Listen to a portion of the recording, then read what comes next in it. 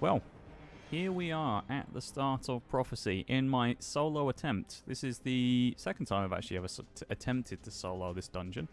First time I've ever been successful. Normally I don't get very far into it, but a number of things have changed in the meta and in the game in terms of builds and things and subclass effectiveness, with the 3.0 subclasses coming in. That's kind of changed that and made Solar Titan pretty powerful for doing these types of things, so that's what I'm running today.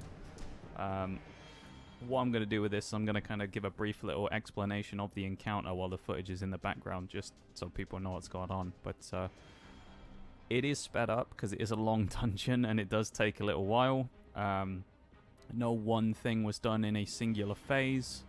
No boss fights or anything, so it slows it down significantly. So just gives a little explanation of what's actually going on as well, so people kind of get the gist of it. Loadout wise though, pretty simple for what I'm running here. It's actually slightly unorthodox. Lingering Dread Grenade Launcher is my primary. The one from the Duality Dungeon, which has blinding grenades, which is the main reason I'm using it. So I can blind the Scions, get easy kills on them, chunk the Knights down fairly well as well, but also blind them and stop them from doing good damage. I can fire it into the boss and blind people there as well, so that's quite useful. Energy. I'm using a borrowed time SMG from Gambit with the Dragonfly perk, mainly for ad clearance again, and general mob clearance with the Dragonfly. Pretty good gun, honestly. Works well for this. I mean, any SMG will work, really. Any ad clearing weapon. Risk Runner works well. Would have worked with this loadout. With a Horde works well. The grenade launcher as well. Heavy weapon-wise is the unorthodox choice. A lot of people tend to use a sword for this first encounter. However, I tried that, and actually it was my most successful DPS that I was able to do. However, I thought I could do better with this, and I got very close, but not quite.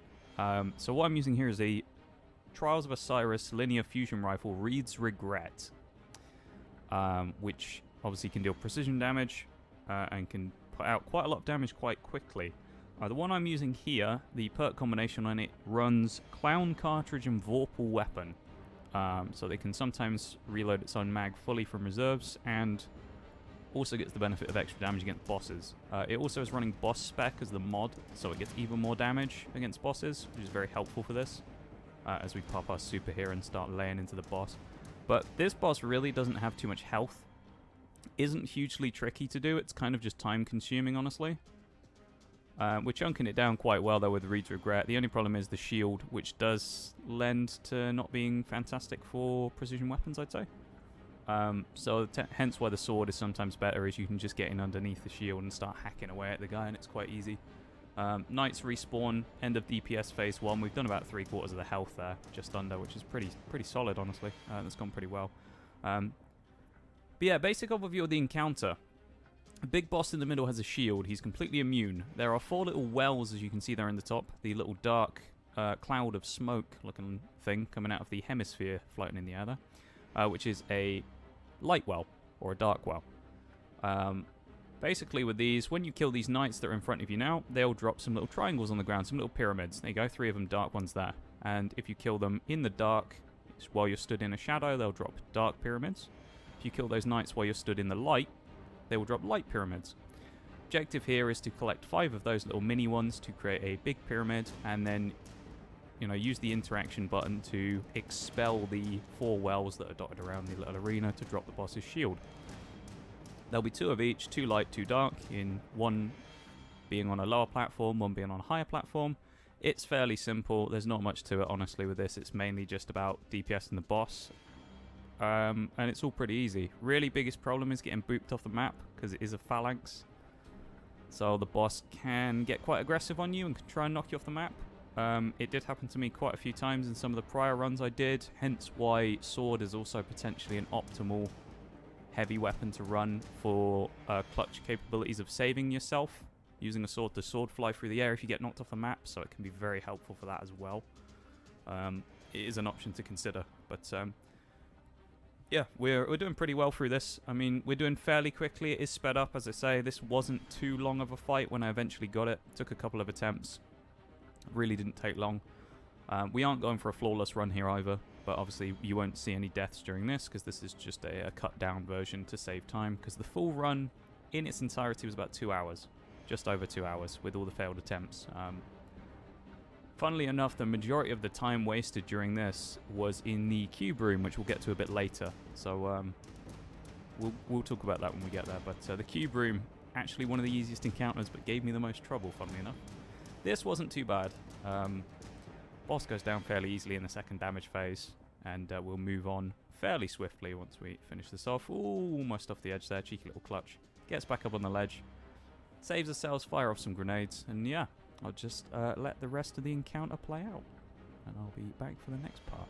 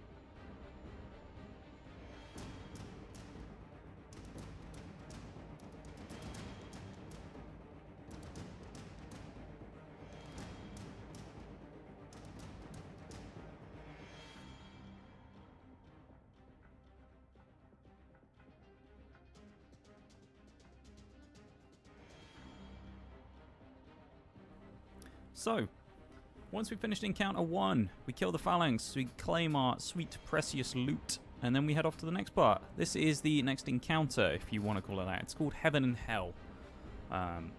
It's very simple. There are basically a number of taken blights, which are these bubbles, which you can see here, dotted around, and we need to just find them around the map, destroy them, and then jump into the little glowing ball that will be above us, or touch it, which is Toland the Shattered, which is a character in game who is trapped in another realm. Basically, we jump into that little ball. We do this a few times. It'll unlock the door. Now, I did make a few mistakes during this because I couldn't keep count of how many I'd done because I was a little bit distracted in the background with various things. So I keep going to the door thinking that I've finished, and actually I haven't. And then at the end, I try and go there again one final time thinking I'd finished, and then realised I hadn't jumped into the little Toland ball. So I had to go all the way back and do it again. So that was fun. But this really, it's not a hard encounter. It's very easy. It's basically just run around, kill a couple of adds, or in my case, because I'm using the Lorelei Splendor helmet with the Titan, so I can get free healing off, I kind of just tank all the damage and run around. It's very easy, this part. There's not much to it. You can take as much time as you need. There's no time issues with it. It's very simple. Here we go. Here we go to the door for the first time. This is actually turns out to be the wrong door the first time I went there. Reason I couldn't tell if it was the right door or not was because there wasn't the orb in front of it yet ready, because I hadn't finished the encounter. So I was messing around. There we go. There's little Toland. Jump into little Toland. And then we continue on there, and we're going to head back to the door now, thinking that it was the right one, I believe. Here we go. This is the wrong door because there is no Toland there. So this is the wrong place that I'm trying to get into, first of all. But this was the successful run. It only took me one try to do this. There's no boss encounters or anything. There are some invisible minotaurs around. You can fight them if you want to. I chose not to. There's no real point. You know, they're kind of just enemies for the sake of it. There's nothing to it. Yeah, and this was very easy, as I say. Very simple. Really, the only loadout change, we switched our SMG to an assault rifle instead. That was basically just because I wanted slightly longer range and a slightly higher magazine for destroying the taken blights. Really, any guns can be used here. I mean, high magazine stuff is helpful for dealing with these blights. Here we go, another three here. Just because it's just quicker to take them down, really. Using a high mag, less reloads, shaves a bit of time off. But this encounter, really nothing to it, as I say. Very simple. And yeah, not much more to say. So I'll just let the rest of it play out.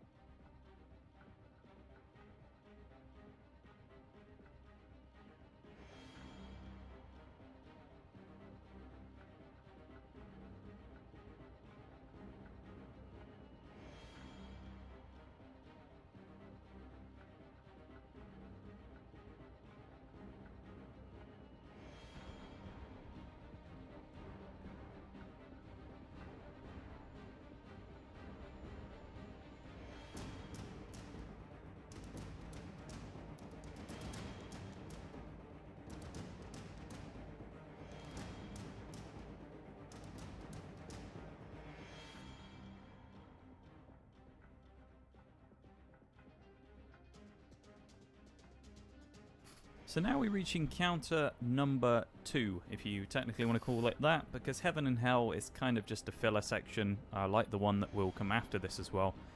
Don't really define it as an encounter. It's kind of just a bit of kind of filler content to get you to the next section. Doesn't really involve any kind of dungeon mechanics or anything like that. It's not.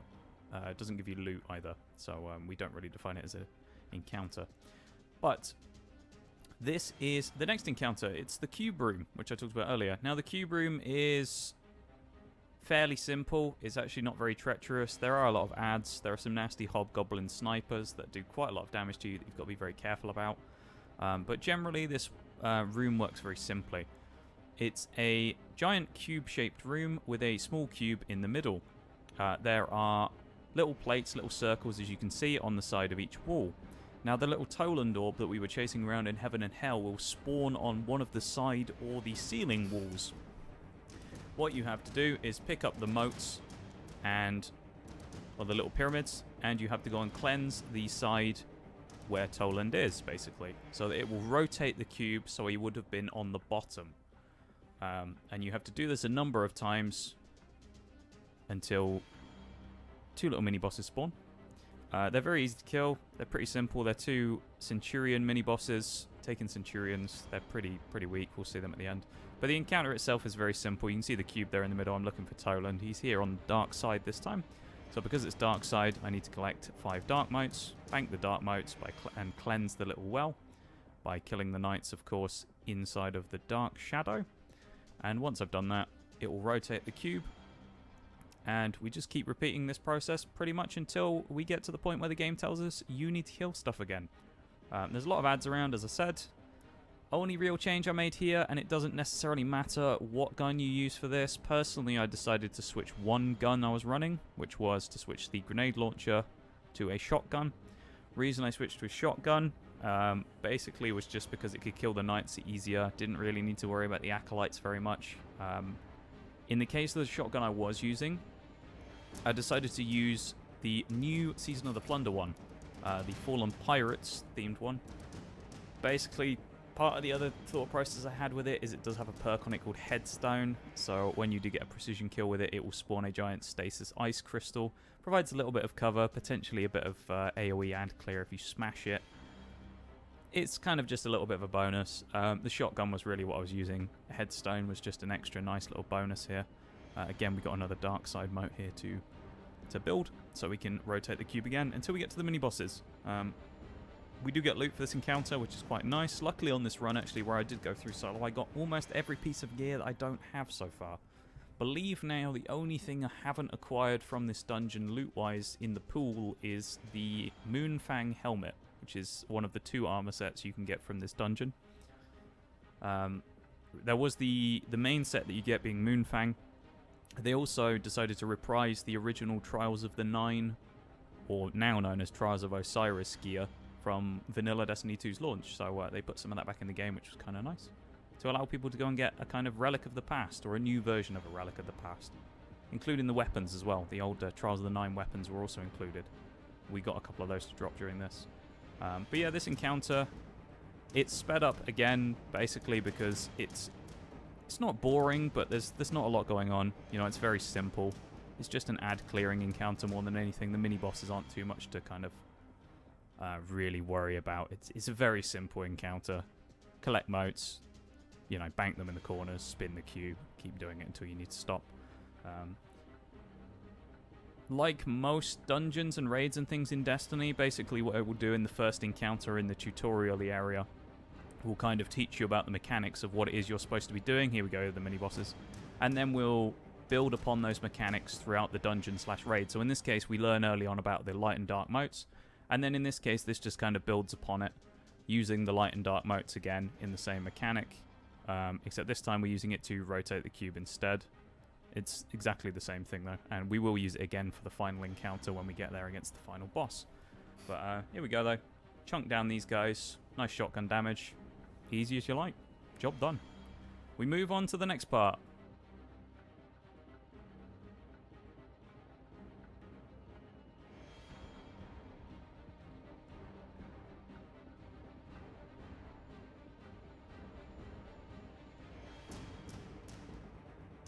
So, next part, second piece of filler of the dungeon. Referred to by many people as Rainbow Road. You obviously know where that reference comes from. I think the official name is actually Ribbon Road. As you can see from here, we're riding down these big old space ribbons. It's kind of just another filler encounter. It's a bit of fun, honestly. It's a nice little break from some of the more intensive encounters and things in which we've currently been through. It's a nice little break to go through here. There is also a hidden chest found in this area. It's in one of those diamond-shaped rooms, as you can see down below, those big little diamonds down there. Inside those, there are a couple of chests sitting around. In the last one on the route, so it'll be the one all the way down at the bottom, which we did get on a previous run, but after I grabbed the chest, I made a slight miscalculation on a jump, and I binned through the initial run through. So I had to start the little jumping encounter again. It's kind of, there's nothing too intensive about it, it's just a bit of fun. You can jump down the platforms, or you can choose to go crazy on the sparrow and try and get all the way around. It's quite difficult. There is also a way of flying across the entire gap using your sparrow and spinning, or sword flying across. So, you know, it's always a bit of a meme as well. I went for the traditional route this time, because I'm not confident enough sword flying or sparrow flying across this large of a gap. I believe the sword flying thing as well is a lot easier on a warlock. By the way, here we go. That's the little pyramid diamond down there, just in front. That's the one where the hidden chest is found. If you jump too far down past this platform with the ball here, you actually won't be able to get up there. So if you jump down to this platform, it's almost impossible to get up there after that. So make sure to go to that one first before you finish the encounter. And you get the big suck all the way up into the final area, which we will be shortly fighting the boss in. But yeah, before that, before we open the door, all we got to do is just kill a few thrall. There's quite a lot of them here in the doorway. Really nothing to it before we go in and eventually have a crack at the boss. So, yeah. Prepare yourselves, because it's a pretty tough one, honestly. It's a long fight, so, you know, make sure...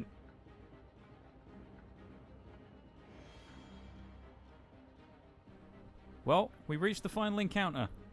Time for our date with Destiny, if you'll pardon the pun. Kel Echo, the final boss of the Prophecy Dungeon. Potentially, probably the hardest part of the dungeon normally. Is a bit of a bugger of a boss fight. Simple mechanics, let's break it down.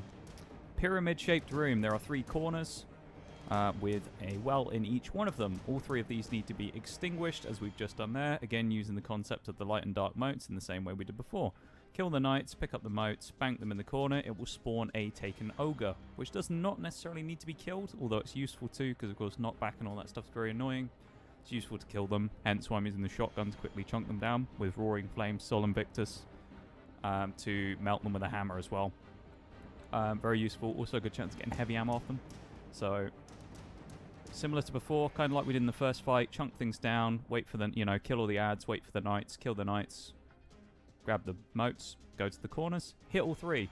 When you hit all 3 corners, the middle will go will become sort of pulsing purple. I'm just looking for a bit of ammo here for my shotgun and my hammer. You will then run into the middle. It will transport you into the actual DPS phase. DPS phase against the Kel Echo is very interesting. It's kind of like a little chase sequence. When we get in there, I will talk a little bit about exactly what we should be doing. But here we go. Jump onto the purple. Drop down. Shotgun out. Reloaded.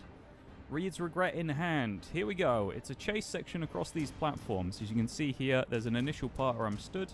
Get a good bit of damage in there early with the Reed's Regret chunking down the boss slowly, chip by chip, as we dodge the blights that are being sent out by him. Now, if you do happen to get caught by the blights that are being sent out by the Kel Echo, they will teleport you back a significant portion of the little runway of platforms, if not to the beginning itself. So you have to be very careful, because there is a debuff being attached to you. You can see there on the left-hand side of the screen above Roaring Flames and Land Tank for a second there, called Dark Entropy. Dark Entropy is a 9 times stacking buff, or debuff. If this debuff hits 9 stacks, you will die. So basically what you need to do to get rid of Dark Entropy is keep up pace with the boss as he moves across the arena and moves up the platform. So you need to make sure that you aren't getting too far behind, so potentially sitting back and using snipers isn't a great idea. Hobgoblins along the way, obviously, as well, will be a bit of a danger. They can do a lot of good damage to you early on and just snipe you out of the air, hence why, again, Titan Helmet, Sunspot healing is incredibly useful with Lorelei Splendor. I'm using the shotgun to chunk them down as well. Quite a useful option there to get up close range, follow up, chase up with the boss. Chase the bosses, run up the platforms whilst taking out the hobgoblins early with the shotgun. The auto rifle for slightly longer range as well to be able to shoot them from a slightly further distance, but nothing too mental.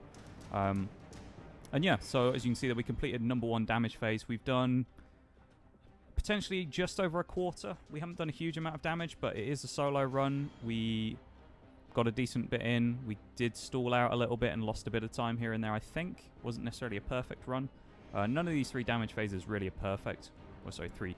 Or none of the 3 main damage phases are perfect. There's a very scuffed one in the middle, but I don't really count that because it was so bad. It's not even worth mentioning.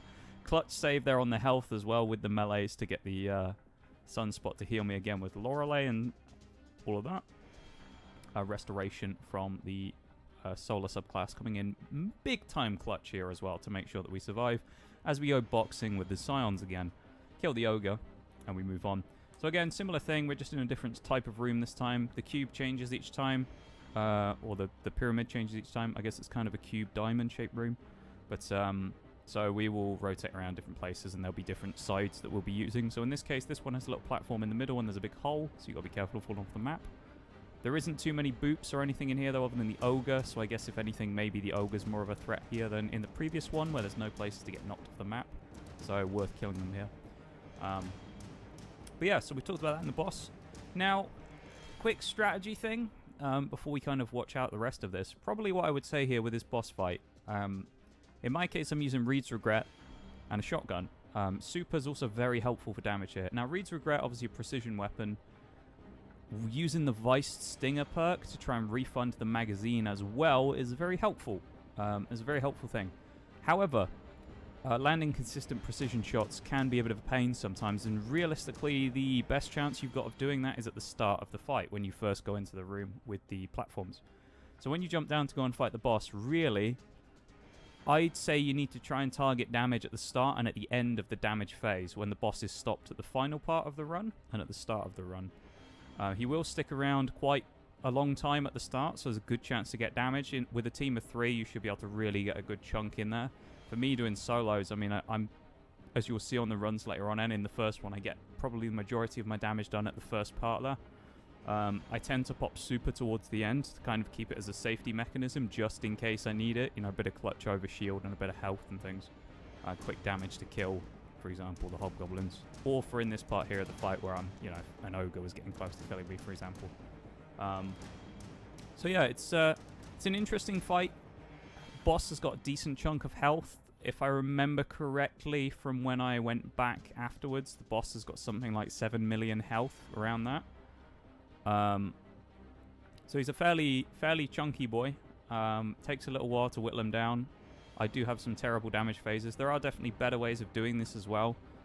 For example, if I was running Arc, potential of a Curious of the Falling Star Thunder Crash Titan could also be an option, which would do a lot of damage in the supers side of things.